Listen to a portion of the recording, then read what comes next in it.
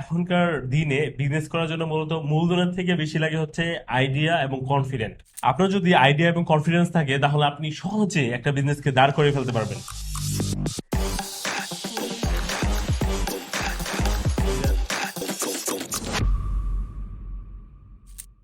Business, আমরা যখনই ব্যবসার কথা চিন্তা করি আমাদের মাথায় প্রথমে আসে যে ব্যবসা করতে গেলে অনেক বেশি টাকা লাগে, অনেক মূলধন লাগে, অনেক সুন্দর একটা অফিস স্পেস লাগে, অথবা একটা দোকান লাগে যেখানে হচ্ছে আমরা প্রোডাক্টগুলো আনবো, সুন্দর করে সাজিয়ে রাখবো, তারপর হচ্ছে আমরা ওইগুলো সেল করব কাস্টমার টু কাস্টমার। মার্কেটিং এর কথা আমরা হয়তো ভাবি যে মার্কেটিং করতে হবে, এত টাকা আমাদের ইনভেস্ট করতে হবে, বিভিন্ন চিন্তা ভাবনা করি। আর আমাদের বিজনেসের যে আইডিয়াটা মাথায় আসে সেই আইডিয়াটা অল্পের মধ্যে চলে যায়, কারণ কি এত বেশি চিন্তা ভাবনার পরে, ঠিক আছে, নেগেটিভিটি আসার পর আমাদের মধ্যে আর কনফিডেন্স থাকে না যে আমরা বিজনেসটা করতে পারবো।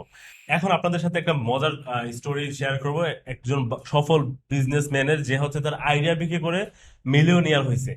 তার নাম হচ্ছে গেরি ডাল, সে আমেরিকান নিবাসী। আর সে তার জীবন শুরু করে হচ্ছে ফ্রিল্যান্স কপি এডিটর হিসেবে।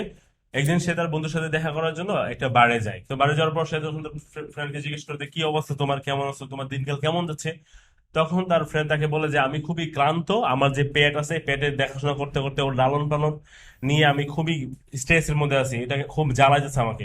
তখন গেরিডাল চিন্তা করলো যে আমরা মানুষকে এমন ধরনের পেট কেনই বা দিব যেটা মানুষদেরকে জ্বালায় অথবা মানুষের পেরেশানির কারণ হয়, মানুষের স্ট্রেসের কারণ হয়, আমরা কি নর্মাল কোনো পেটের ব্যবস্থা করতে পারি না? তখনই গ্রেডারের মাথার মধ্যে একটা আইডিয়া আসে যে সে পাথরকে এজ এ পাথরকে হচ্ছে এজ এ প্যাট হিসেবে সেল করবে।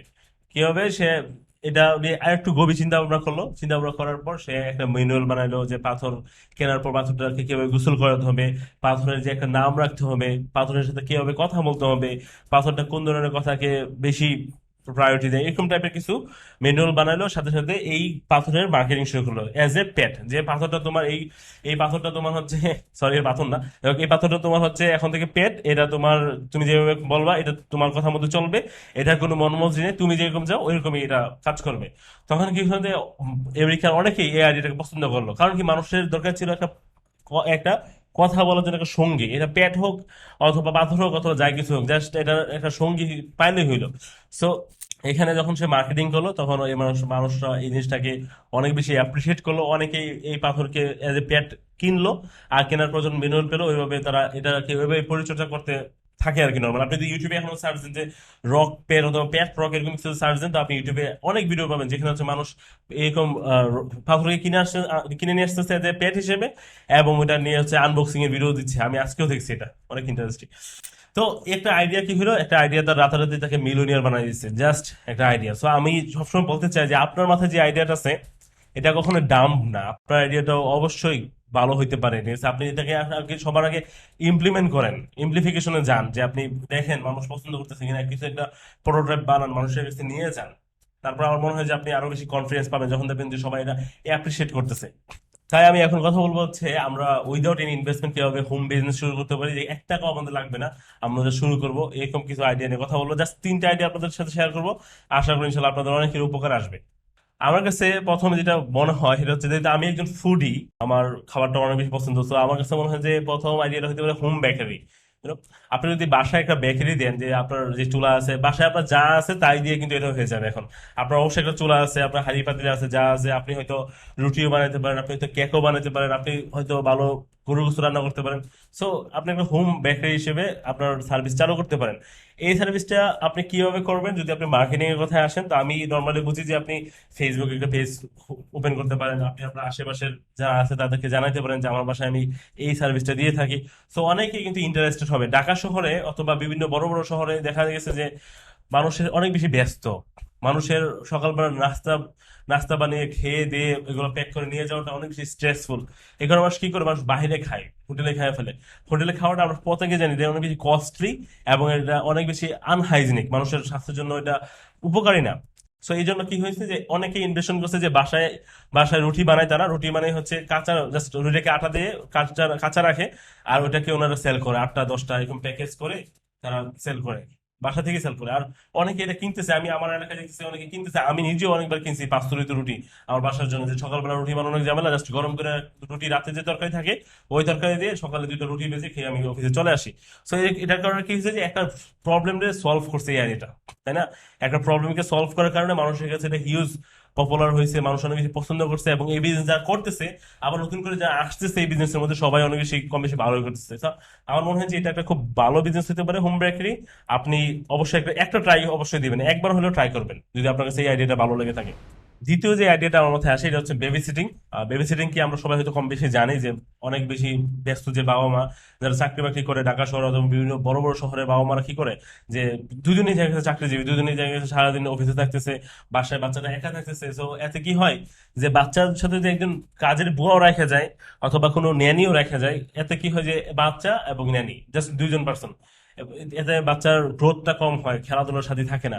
যদি হচ্ছে বাচ্চা কোনো ডে কেয়ারে থাকে অথবা বেবি সিটিং যেখানে দেয় ওখানে থাকে, তাহলে কি হয় যে অনেক বাচ্চার সাথে ওরা একসাথে থাকে, এতে কি ওরা খেলার সাথী পায়, ওরা অনেক বেশি চার্মিং থাকে, বাবা মার জন্য এরা অনেক বেশি স্ট্রেসলেস হয়, তারা কোনো টেনশনে থাকে না। আর নর্মালি হচ্ছে বাচ্চাগুলো অনেক বেশি তখন অনেক বেশি এনজয় করে যে এখানে আসার জন্য। তো আপনার যদি বাসায় কোনো বাচ্চা থাকে আর আপনার যদি এরকম কনফিডেন্স থাকে যে আপনি বেবি সিটিং দিতে পারবেন, বাকি দুই তিনজনের বাচ্চা আপনি এনে রাখতে পারবেন এবং তাদেরকে টেক কেয়ার ঠিক মতো করতে পারবেন, আর আপনি একা না পারেন একজনকে নিয়ে নিলেন, যেহেতু বেবি সিটিং একটা ভালো প্রাইস দেয় নর্মালি। তো আপনি নিলেন, নেওয়ার পরে দেখবেন কি যে ওই বাচ্চাগুলো না আপনার বাচ্চাদের সাথে না খুব দ্রুতই মিশে গেছে, যদি আপনার বাচ্চা থেকে থাকে। না থাকলেও যদি আপনি বাচ্চা রাখার মতো ক্যাপাবল হন তো আপনার সাথে মিশে মিশে গেছে। আর যেহেতু এখানে একজন দুজন বাচ্চা না, চার পাঁচজন একসাথে থাকবে, সেহেতু ওদের খেলার সাথে কোনো অভাব হবে না, আর তারা খুব দ্রুতই হচ্ছে কি আপনার যে বাসায় অ্যাটমসফেয়ার আছে, আবহাওয়া আছে, এর মধ্যে অ্যাটাচ হয়ে যাবে। আর আপনার জন্য বিজনেসটা এটা কিন্তু খুবই লাভবান একটা বিজনেস। ওয়েস্টার্ন এটা খুবই পপুলার, আমাদের দেশে এটা শুরু হয়েছে আস্তে আস্তে। তো এটা আরো বেশি পপুলার হবে, আপনি একবার হলে ট্রাই করে দেখতে পারেন এটাও। আমার মাথায় তৃতীয় যে আইডিয়াটা, এটা আসলে নর্মালি আমাদের সবার মাথায় আসে, জানাই আমরা এসএসসি এইচএসসি দিছি, তারপর আমাদের প্রত্যেকের মাথার মধ্যে এই আইডিয়াটাই প্রথমে খেলে, এটা হচ্ছে যে টিউশন দেওয়াটা, টিউশনি করাটা, বাসায় বাসায় কি টিউশনি করাটা। আপনি এক কাজ করতে পারেন যে আপনি টিউশনি আপনার বাসায় বসেই দেন। কিভাবে দিবেন যে আপনি মনে করেন আপনি হয়তো অ্যাকাউন্টিং এ ভালো, অথবা বিভিন্ন সাবজেক্টে আপনি ভালো, অথবা আপনি ড্রয়িং এ ভালো, অথবা আপনি হাতের লেখায় খুব ভালো, অথবা আপনি আরবিতে খুব ভালো। আমি এগুলো কেন স্পেসিফিক্যালি বলতেছি, কারণ কি আমরা যারা ভিডিওটা দেখতেছি কম বেশি তাদের মধ্যে অনেকেই এই জিনিসগুলোতে হয়তো দক্ষ কিন্তু রিলেট করতে পারবেন না। জাস্ট এই কারণে হচ্ছে আমি বারবার সাবজেক্ট গুলো বলতেছি। তো অনেকে এরকম হইতে পারে যে কথাবার্তা অনেক ভালো, তো বাচ্চা কাচ্চাদের সাথে কথা বলতে খুব কমফোর্ট ফিল করেন, ঠিক আছে? এটার জন্য কিন্তু অনেক বাবা মা চায় যে তার বাচ্চার সাথে কেউ কথা বলুক নর্মালি।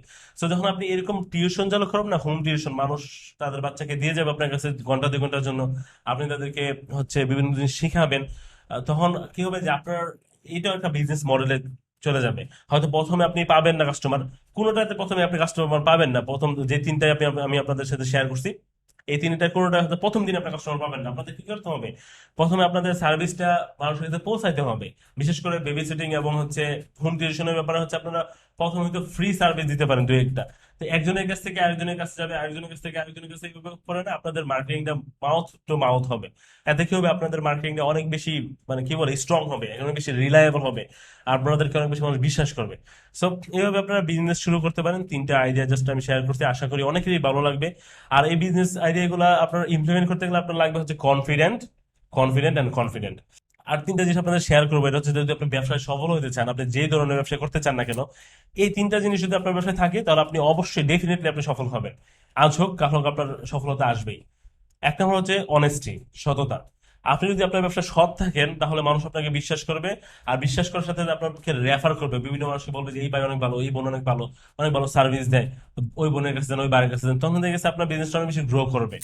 দ্বিতীয়ত আপনার সার্ভিস অথবা প্রোডাক্ট যদি কোয়ালিটি হয় এবং কোয়ালিটির সাথে সাথে তাদের রিজনেবল প্রাইসে হয়, দেখা গেছে আপনি একটা প্রোডাক্ট বানালেন, এটার দাম মনে করেন হওয়ার কথা 10 টাকা, কিন্তু আপনার দাম এখন 30 টাকা। কিন্তু মানুষ আপনার কাছে নিতেছে, হয়তো প্রথম প্রথম নিতেছে, যতক্ষণ পর্যন্ত আপনার কাছে আপনার কোনো কম্পিটিটর নাই মার্কেটের মধ্যে, ততদিন পর্যন্ত হয়তো নিবে। কিন্তু যখন কম্পিটিটর চলে আসবে তখন কিন্তু এই বিজনেসটা আপনার আর গ্রো করবে না, আপনি যতই আর ফ্রি দেন না কেন। এই কারণে কি করা যে প্রথম থেকে হচ্ছে কোয়ালিটি বজায় রাখা, সাথে সাথে রিজনেবল প্রাইস রাখা, কোয়ালিটি প্লাস রিজনেবল প্রাইস। তাহলে কি হবে যে আপনার দামটা যদি রিজনেবল হয় মানুষ আপনাকে রেফার করবে, বললাম না প্রথমবার মতো যে আপনার কাস্টমার বাড়বে। আর তৃতীয়ত হচ্ছে কমিটমেন্ট। আপনি যখন মানুষকে বলবেন যে ভাই আমি আপনাকে কাজটা 2 দিনের মধ্যে করে দেবো, আপনার ডেলিভারি আপনি 2 দিনের মধ্যে পেয়ে যাবেন, তো আপনার যে কমিটমেন্ট ঠিক থাকে, আপনি যেন অন টাইম ডেলিভারি দিতে পারেন, এই তিনটা জিনিস যদি ঠিক থাকে তাহলে আপনি ডেফিনেটলি আপনার ব্যবসাতে গ্রো করবেন ইনশাল্লাহ। আশা করতেছি এই ভিডিওটা অনেকের উপকারে আসবে। তো আপনারা সবাই যারা যারা এই ভিডিও লাইক করছেন প্লিজ লাইক দেন, কমেন্ট করেন, আর সাবস্ক্রাইব করেন বিশেষ করে আমার চ্যানেলটাকে, আর চ্যানেলটাকে শেয়ার করেন ইনশাল্লাহ। আপনারা সবাই ভালো থাকেন। আসসালামু আলাইকুম রহমতুল্লাহ।